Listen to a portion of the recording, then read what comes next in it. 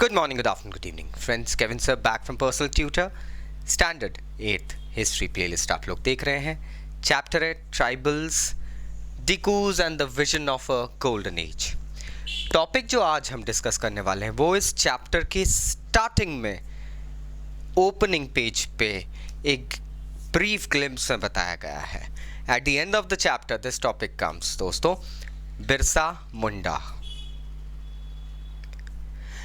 Probably India में tribal revolts, rebellions, अपहीवल्स, changes या tribal leader की अगर बात आती है तो बिरसा मुंडा नाम काफ़ी ज़्यादा इफेक्टिवली प्रयुक्त किया जाता है.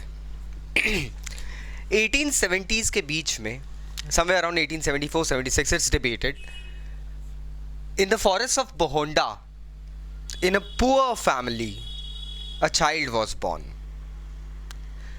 Being a son to a very poor father, a child had normal aspirations. बहुत ही simple life थी.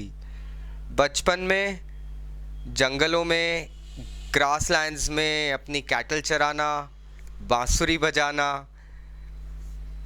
अपने एक नेचर से क्लोजनेस बनाना और बचपन के दोस्तों के साथ जो खेल खेले जाते हैं वो सब चीज़ें खेलना, that all became quite easier and adaptive. अपने ही कबीलों में सरदारों का आना, चीफ्स का आना, ये बच्चा अक्सर देखा करता था, बिरसा टू बी प्रिसाइज. और वो ये देखता था कि ये सरदार रेगुलर अपराइजिंग्स और रिवोल्ट्स के लिए मुंडा प्रजाति के लोगों को, मुंडा कास्ट के लोगों को इकट्ठा कर रहे हैं. उनको याद दिला रहे हैं वो दिन जब इन के ऊपर कोई डिकू नहीं होते थे, मतलब कोई मनी लेंडर या ब्रिटिशर्स, कोई आउटसाइडर्स नहीं आए थे और इनका शोषण शुरू नहीं हुआ था. They were not being exploited. So the sardars they came and they informed them about the glorious past. और उनको ये भी बताया जाता था कि हम लोग डिसेंडेंट्स हैं यहाँ पे मुंडास के, जो लोग इस ज़मीन पर आके रहने लगे थे, यहाँ पे इन्होंने खेती करी थी, ये ज़मीन इनकी थी. अब बाहर के मनी लेंडर्स, डीकूज आ गए और ये ज़मीनें वगैरह इनसे छीन रहे हैं. इस चैप्टर में you have already studied what were the atrocities that were drawn upon the tribals. Will just go ahead and have it, wrap it up and make it brief. Birsa Munda की अगर बात करें तो बचपन में ही went to a missionary school where the thought, उस वक्त हुआ ये था कि इंडिया में मिशनरीज काफ़ी आए, ब्रिटिश मिशनरीज आए थे, क्रिश्चियन मिशनरीज, उन्होंने अपने स्कूल्स खोले थे. अब इसमें ज़रूरी नहीं थे कि सिर्फ ब्रिटिश मिशनरीज थे, there were French, there were Dutch also and Portuguese. वो गोवा पार्ट में दिखते हैं. तो when these missionaries came, they actually went ahead and depicted certain sayings from Bible. तो एक बड़ी बात बाइबल में कही जाती है, किंगडम ऑफ हेवन, मतलब स्वर्ग का राज आएगा, अच्छे दिन आएंगे. तो वो kingdom of heaven Birsa Munda को भी बताया गया कि यार there is a kingdom of heaven, you will be able to receive it and you will be able to gain entry into it, but condition ये थी तुम क्रिश्चियन बनो, कन्वर्जन. देन थोड़े वक्त बाद में बिरसा मुंडा ज्वाइन करते हैं, एक फेमस वैष्णव प्रीचर के फॉलोअर बनते हैं.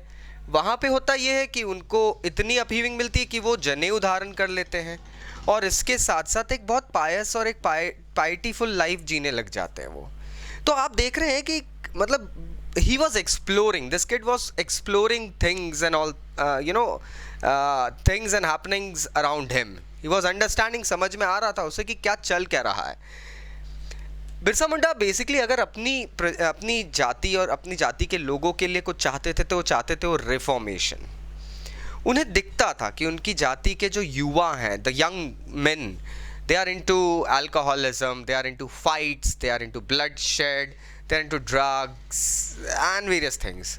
वो यही चीज़ें चाहते थे कि सबसे पहले हमारी प्रजाति के लोगों को मद्यपान, दैट इज़ अल्कोहल का कंजम्पशन गिव अप करना पड़ेगा. They will have to live in clean conditions, जगह साफ रहेगी तो बेटर रहेगा. इसलिए गरीबों का कभी कभी इनको महात्मा गांधी भी कहा जाता था. एंड ये जो टोने टोटके की लाइफ है, विच क्राफ्ट एंड ऑल, इससे दूर हटो, इससे कुछ नहीं होना. बीमार हो रहा है बच्चा, उसे ओझा के पास लेके जा रहे हैं कि वो ठीक हो जाए, बॉस उसे डॉक्टर के पास ले जाओ. तो ये सब चीज़ें ही used to see. And then when he went aggressive, he even started attacking the missionaries and the Hindu landlords who were dwelling in that very area. क्योंकि इन लोगों को एक चीज़ समझ में आ रही थी that these are the people who are taking away our they are taking away our freedom. That was the thing that they were basically looking forward for.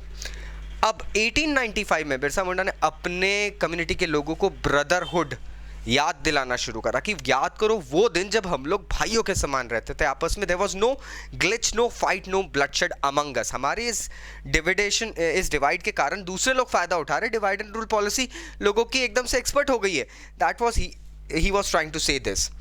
अब ये जो इसने मूवमेंट चलाया था इकट्ठा करने का सबको, ये ब्रिटिश गवर्नमेंट को कहीं ना कहीं खलने लगा था. बिकॉज दे न्यू अल्टीमेटली ये कहाँ जाएगा, ये मूवमेंट, ये रिबेलियन कहाँ जाएगा. ब्रिटिश गवर्नमेंट के लिए this was very very tough situation to handle. So the best thing that they did or they could do was arrest Birsa Munda and keep him in jail for 2 years. That was what was done. 1897 में Birsa Munda jail से release होता है. उसके बाद ही was a changed and revered person. His revolt and movement suddenly gained immense popularity among the community then. In fact, उन्होंने अब डिकूज missionaries इनको नाम दे दिया था, ये लैंड ओनर्स वगैरह को नाम दे दिया था रावण. और सबको ये बोला गया था अब इन रावणों को हमारे यहाँ से भगाना है. इनफैक्ट अटैक किए जाने लगे थे. अब जितने भी पोस्ट ऑफिसेस थे, रेलवे स्टेशंस थे, उन चीज़ों पे जो भी चीज़ बाहरी लोगों के साथ जुड़ी थी उस पर अटैक किया जाने लगा था. सफ़ेद झंडा लिए बिरसा मुंडा के फॉलोअर्स, उसके अनुयायी कह सकते हैं, अटैक पे अटैक करते थे और एक बिरसा राज लेकर आ रहे थे. अफसोस 1900 में बिरसा मुंडा की डेथ हो जाती है कॉलरा के कारण. बट ये पूरा एक लाइफ स्पैन था, ये वेस्ट नहीं जाता है. Birsa Munda's death and his movement made 2 things clear. 2 चीज़ें साफ हो गई थी दोस्तों. पहली कि अब ब्रिटिश गवर्नमेंट को कुछ लॉज बनाने पड़े थे कि डिकूज या बाहर के लैंड ऑनर्स आके ट्राइबल्स की ज़मीन ऐसे ही नहीं ले सकते हैं. There are many things to be cleared. इतना आसान नहीं हो गया था. और सेकेंड, लोगों को अब ट्राइबल्स की ताकत का अंदाज़ा हो गया था कि ट्राइबल्स कितने हार्ड वर्किंग और सटल तो हैं ही, they can be fierce and strong as well. So my friends, this is Kevin sir signing off today. Thank you very much. Take care. Bye bye.